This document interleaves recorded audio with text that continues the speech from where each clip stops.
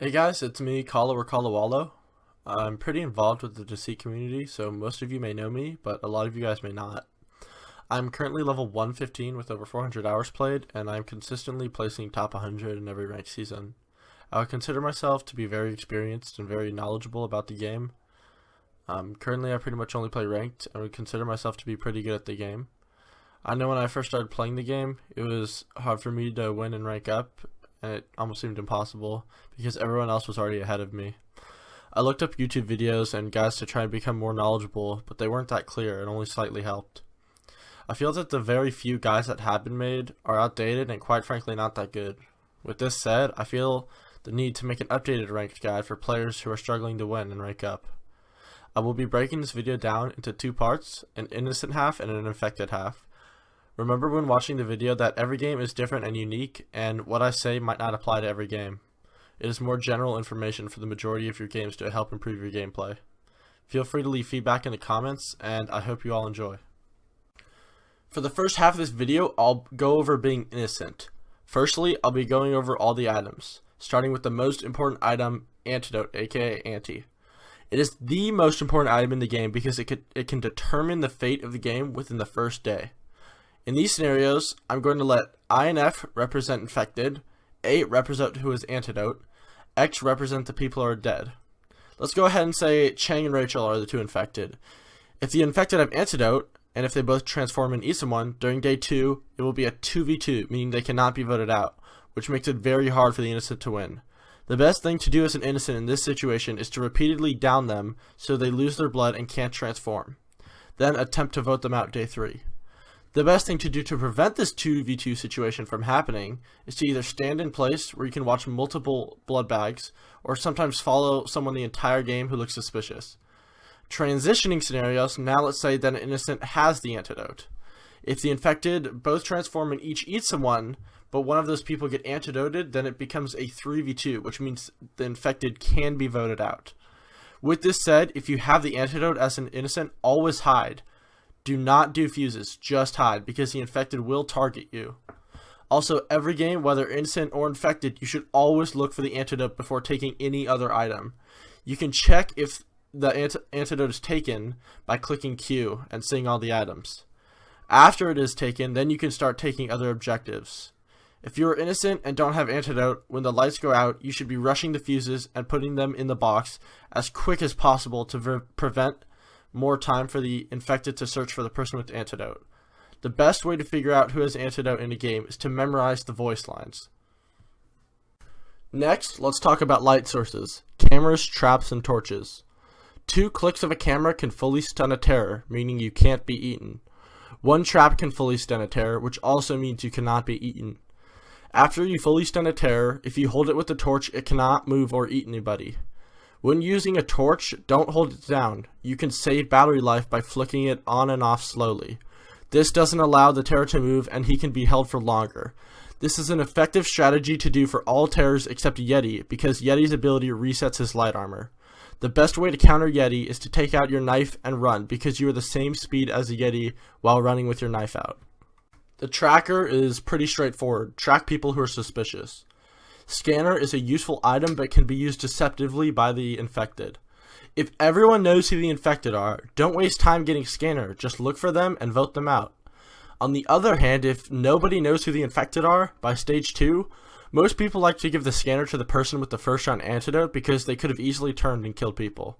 It is not a guarantee, but it is usually the best option for the most trustworthy person to get scanner.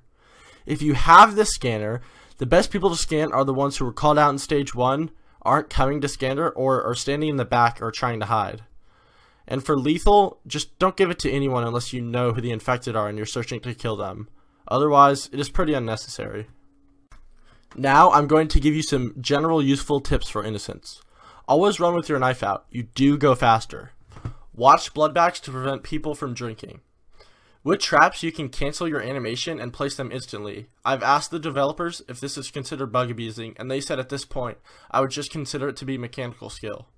To cancel your animation while holding traps, place your traps by left-clicking and immediately switching to your knife and left-clicking again. Rush the fuses as fast as possible if you do not have the antidote. Always be using process of elimination to determine who the infected are. If you know who is confirmed innocent, count up who the possible infecteds are. If someone turns, count the people near you to determine who could it have been that turned. Now, I will discuss the infected portion of the video. For infected, firstly, I'll be going over the 4 types of infected. There are currently 4 types of infected terraforms in the game, the 2 free ones, Experiment and Yeti, and the 2 ones you have to purchase, Werewolf and Vampire. Currently, as of October 2019, in rank the only 2 viable types are Yeti and Vampire. Experiment and Werewolves don't offer anything that Vampire can't do better. For Yeti, the pros are you have a lot of health, and it has the best ability in the game, which resets your light armor. And the cons are it is the slowest terror, and you can be outrun by innocents with their knife out. For Vampire, the pros are it is super fast, and its ability prevents you from losing lives because you can go into vents instantly. The cons are it is very low health, and you can be easily countered by light sources. Yeti is better on smaller maps, and Vampire is better on larger maps, but you can use both for any map and be fine. If you and your partner do not have light sources, I don't recommend going Vampire because you will be easily countered by light sources. There are 3 strategies when it comes to being infected, but you need to communicate clearly which strategy you want to execute. The first strategy, and the one that's considered the most viable and ranked right now, is what's called short game. When executing the strategy, the entire goal is to make it a 2v2 before day 2. It is okay to get caught drinking blood, as long as you kill 2 people before day 2, making it a 2v2. When executing this strategy, you need to have full armor and health, or else you will get down too easily when drinking blood. When the lights are on, you want to find a spot on the map with 3 blood bags that are very close to each other. In the last 10 seconds, you want to drink full blood. Again, it is okay to get caught as long as you transform and kill someone. If the infected have the antidote, then just eat any 2 people, but if you don't have the antidote, the person you want to prioritize killing first is the person with antidote. You need to search and find the person with it and kill them, then kill another person. In the unfortunate event that you absolutely cannot find the person with antidote, you need to eat someone, then have the other terror camp the body, preventing them from being antidoted. The second major strategy is to play what's called long game. This basically means you place an innocent up until the 3rd day. Depending on the scenario, there are a number of ways to try and execute this. Some examples of long game include just voting everybody out, lethaling 1 person, then eating the rest of them, voting 2 people out, then eating the other 2. Like I said, it depends on the scenario. Also, when executing long game, it helps a lot if you have shotgun, because chances are you're going to have to try and vote at least 1 or 2 people out before night 3 happens. And the last strategy is somewhere in the middle. This is where you don't drink or get caught day 1, then stay behind in the gas and drink full blood. And during night 2, you kill 2 and make it a 2v2, then vote the other 2 out during day 3. This strategy is very risky and unreliable, and I don't really recommend this strategy, but in some rare cases, it is definitely a needed strategy. Now for some general infected tips. A big tip that I would give people is don't develop patterns. Deceit currently has a very small player base, meaning the more you play, the more people recognize you. People learn the way you play and the patterns you make. So don't change your movement or the way you talk or anything like that based off if you're innocent or infected.